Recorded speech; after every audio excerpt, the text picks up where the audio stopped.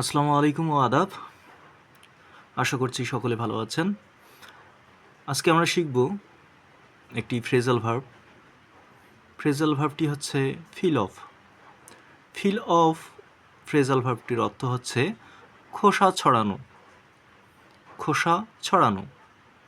চলুন কয়েকটি উদাহরণ দেখে নেওয়া যাক। রান্নার জন্য তারা আলুর খোসা ছড়ায়। রান্নার জন্য তারা আলুর খোসা ছড়ায়। They peel of potato for cooking. They peel of potato for cooking. চলো বাদামের খোসা ছড়ানো যাক। চলো বাদামের খোসা ছড়ানো যাক।